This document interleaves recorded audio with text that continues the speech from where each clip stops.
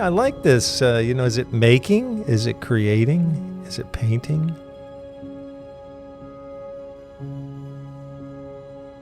The phrase that I like more than anything else is making marks. Because creating and painting feel very lofty to me, like really elevated. But making marks or mark making is very elemental.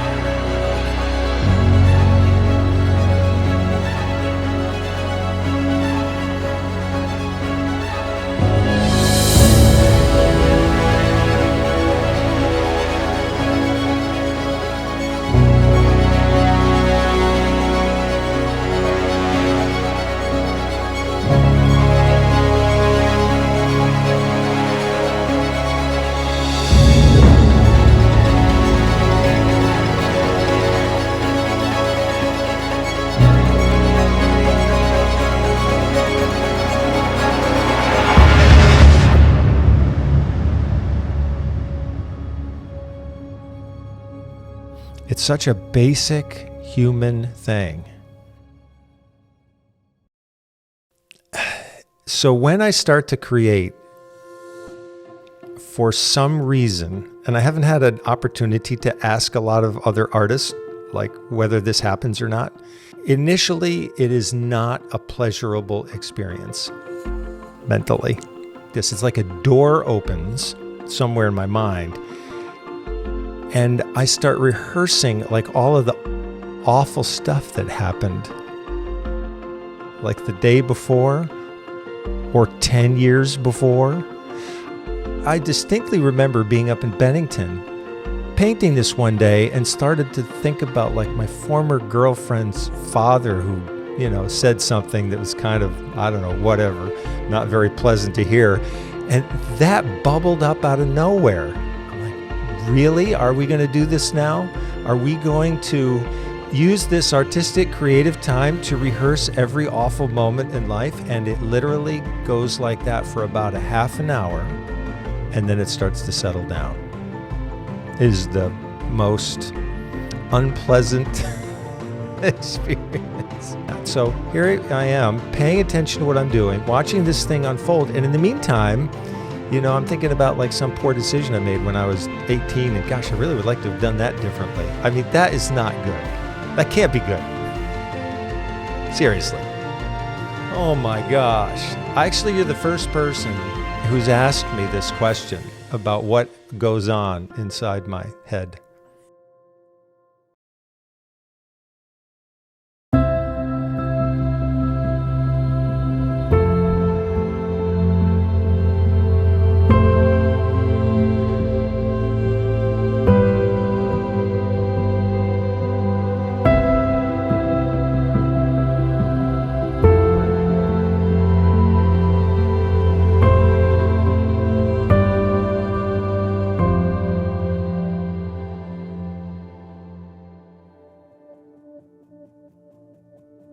What surfaced early on in my experience of being a minister was a great feeling of frustration, because it always felt to me like there was never time to make art.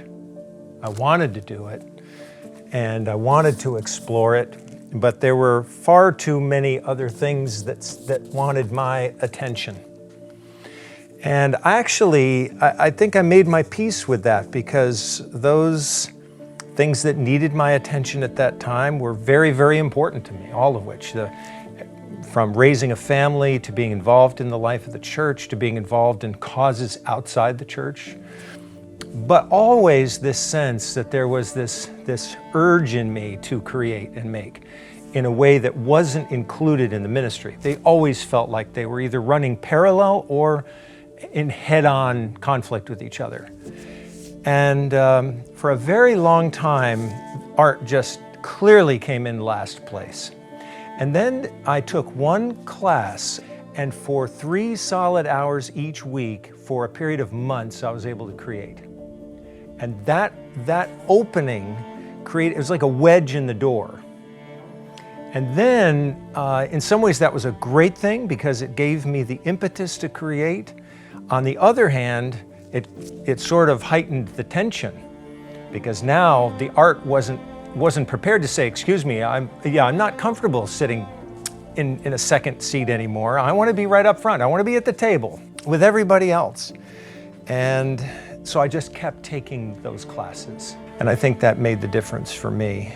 And then slowly, it became part of my life where I could do it at home. And then it really started to find a home in my life and in my work. And then when I heard about Bill Moore, I just thought to myself, well, that is never a step I've taken. To go all the way towards art, artistry as ministry. It had always been ministry with a little tiny space for art. So I've just simply been giving more and more of myself to this exploration of art as an expression of my ministry. And I'm very fortunate that I am working in the context of a congregation that values the arts and promotes that conversation and it really encourages me to explore that.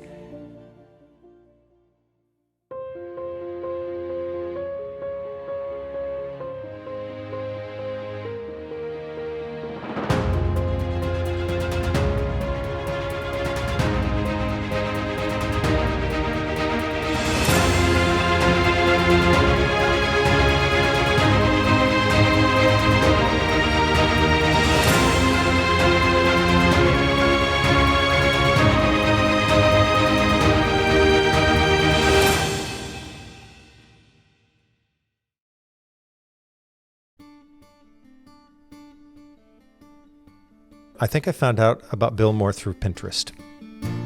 I find out about most things through Pinterest. I found out that Bill Moore was a Roman Catholic priest and found out that he was connected with all of these galleries all over the place.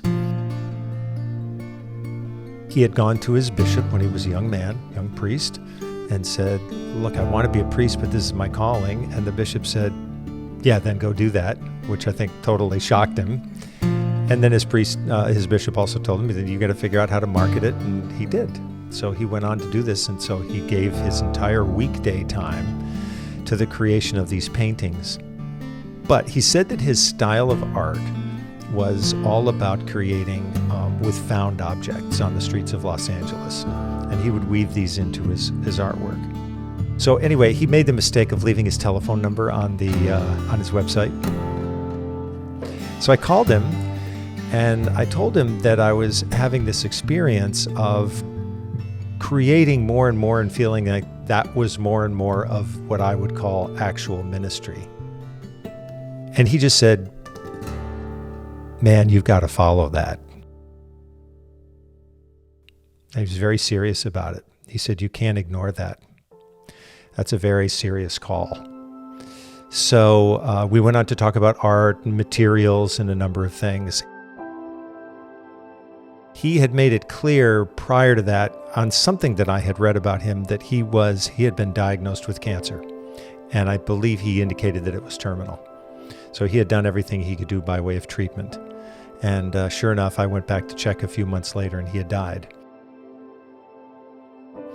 So he kind of lives as this presence in my life still, no question about it.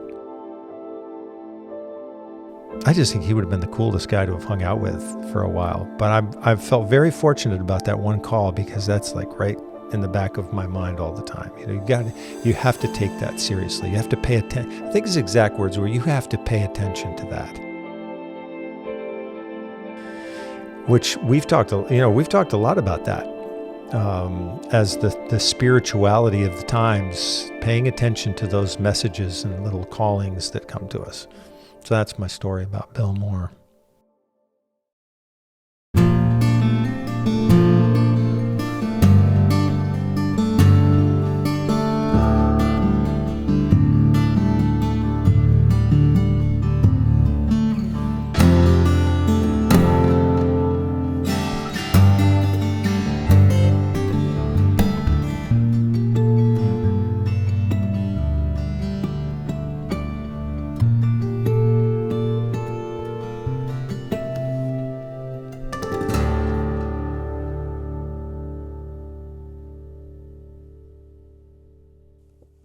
Don't let it be too precise, right? I guess that's part of what I feel when I come down. When I come down into this space, thank goodness I don't have to be precise. Let it be. See what happens. I think I got this idea because I had all this cardboard on the floor, and this was part of a packing for something, and it was in my way, so I tossed it aside, and it landed on top of this, and I thought, wait a second. That looks interesting. I think at the basis of all of this, it's of creating in this way, it's a fascination with shapes. Because things, especially with the charcoal, but it happens with the acrylic too, it's just I'm developing as much of an interest in shapes and the way shapes interact with each other as I do with words when I'm working as we work in the life of the church. Where choosing the right words are so important.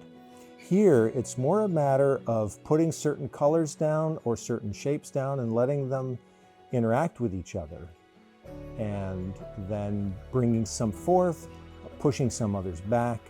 But that's what really makes this interesting to me. Well, I think it's all in the moment. It'll be there. I might look up and have a copy of the New York Times sitting over in the corner thinking, wait a second, I wonder if there's a word there. And I just go over and rip it out. And so it's that unplanned, very little forethought. There's a great line in one of Wendell Berry's poems. I think the poem is called The Grace of Wild Things, where he talks about wild things do not tax their lives with forethought of grief. So they're not worrying all the time, right, about what they are losing or could be losing. They don't tax their lives like that. And I think what I experience in doing this is untaxed time. How's that for a good feeling?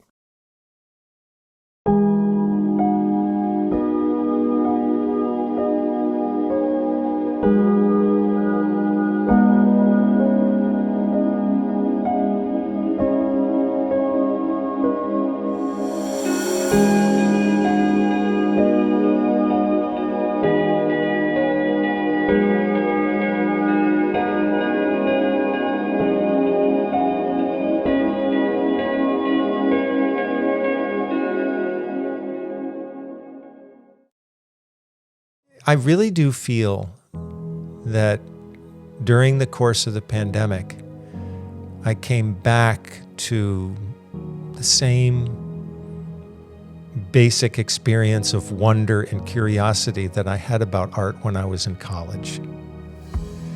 It was almost that same experience of here's a blank sheet of paper, here's a piece of cardboard, here's some materials.